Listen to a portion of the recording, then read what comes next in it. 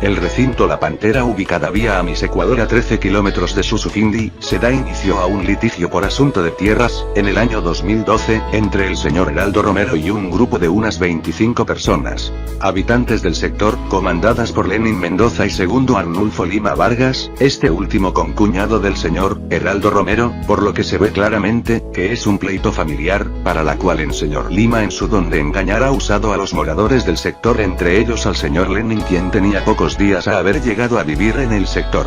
Desconociendo de la trayectoria de los problemas de ellos, en una reunión de cambio de directiva el señor Lenin fue invitado a participar como candidato a presidente del recinto, quedando electo sin saber las malas intenciones que se le venía, al estar frente del litigio, que desde años mantenían estas familias del señor Lima, por no permitir que el señor Heraldo Romero siga posesionado de una área que aún no se la definía con quién queda. Es por eso que el señor Lima comanda la idea de tomar esta área de 3 hectáreas, donde hace más de 22 años un grupo de la comunidad le daba uso, pero que por pleitos similares quedó botada por casi 20 años, en total abandono. Cabe recordar que este terreno una vez formó parte de la finca del señor Heraldo Romero, y que su anterior dueño lo había donado al antes nombrado grupo de moradores, pero como nunca ellos lo legalizaron, más bien lo abandonaron. Es por eso que el señor Heraldo buscaba últimamente que esa área se revierta para que nuevamente se complete su finca, y en los últimos años lo estaba trabajando dándole un buen uso, sembrándole cacao y maíz. Es esto lo que le dolía al señor segundo Arnulfo Lima, y como no tenía quien lo acompañe a afrontar y reclamar ese terreno, más por envidia que su concuñado se apropia esa área que por amor a su comunidad, es por eso que aprovecha la oportunidad de poner al frente a una persona nueva en el sector que nada sabía de el problema. Una vez posesionado como presidente el señor Lenin, desde ese momento comienza la presión por parte de señor Lima al señor Lenin para impedir que el magnate en esos días le entregue escrituras al señor Rafael Romero, hijo del señor Heraldo, ya que según el magnate se venía cumpliendo con los requisitos para tal adjudicación, siendo impedido mediante escrito, postergándose el trámite por unos días. Es por eso que el señor Lima presiona al nuevo presidente del sector para que en una reunión con el grupo de estar todos de acuerdo, de hacer casas pequeñas de madera, al estilo invasión en esos terrenos, destruyendo todo lo sembrado por el señor Heraldo, y arrancado todas las plantas de cacao que aún no eran muy grandes, y botadas al río Eno, como también de destruir toda la cerca de alambre con sus postes que protegía el área. A partir de allí empiezan los juicios de reclamo por la parte de Rafael en contra de la usurpación, ya que no representaba lo justo ni toda la comunidad, solo una minúscula parte, más bien la comunidad se había dividido, unos en contra de segundo Lima y los del grupo a favor. Se ordena 2 órdenes de desalojo vía judicial, los mismos que no se cumplieron, ya que por error los demandantes solo enjuician a Lenin Benlazaga Mendoza y segundo Lima Vargas, cosa que estos dos por ningún motivo tenían que tener solares en esta área. De encontrarse que si los tenía se cumplía las órdenes de desalojo. Es allí donde se engaña a las autoridades movilizadas para el acto, donde ellos no encontraron evidencias que los 2 demandados tengan solares. ¿Cómo van a saber ellos si previamente no habían investigado? De la misma manera como el señor Lenin se metió en un lío por no haberlo investigado, y hoy está manchado su hoja de vida con 3 juicios como antecedente, por ser compadecido, comiéndose el cuento de segundo Lima, de que es una injusticia en contra de la comunidad. Lo que las autoridades no pudieron evidenciar es que todos los miembros del grupo presentes estaban preparados para negar que los 2 dirigentes tenían solares y casas. El señor Lima Arnulfo Vargas tenía 5 solares, uno a nombre de él y los 4 a nombre de los hijos, los mismos que desde hace muchos años viven en la ciudad de Quito, y en cada casa puso una persona para que aparente ser el dueño, solo por el momento del acto de desalojo. Y el señor Lenin tenía 2 solares, uno de él y una de una hija, pero por falta de recursos solo había la casa del lote de la hija, en la misma que por ese momento del desalojo la ocupaba la esposa del señor Álvaro Macay, encubriendo igual que todos la existencia de terrenos de los dirigentes.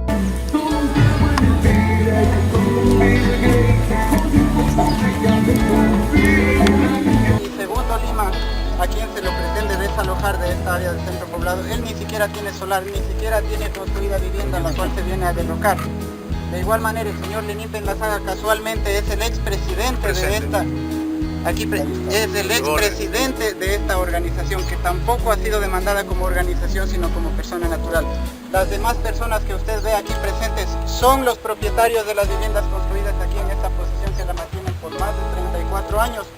Muchos años, como si la comunidad hace 25 años estuvo en posesión, por lo cuanto todas las evidencias que la comunidad de muchos años, digámoslo hace 30 años atrás, la verdad mantenía la posesión, porque la institución del Yera desmembró 5 hectáreas y media, 3 para la escuela, el área escolar que está escriturada, y 2.84 para el centro poblado de aquí de la comunidad.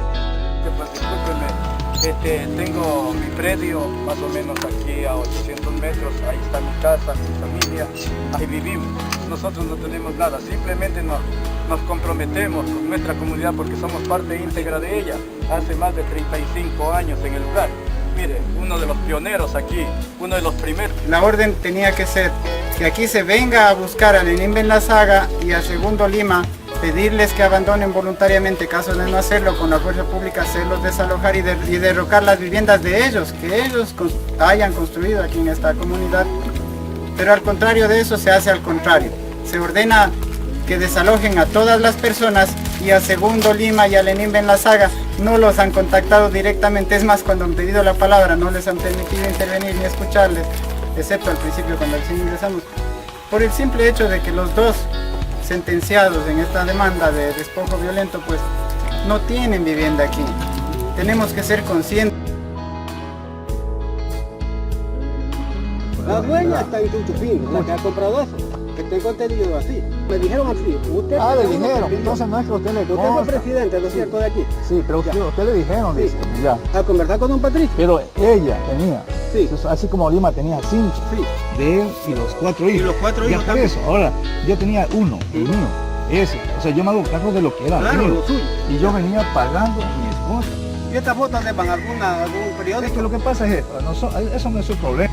Y más que todo, ¿verdad? Yo a los señores ni siquiera le he dicho ni una sola palabra. Yo estoy contándole la anécdota, no señora, díganos.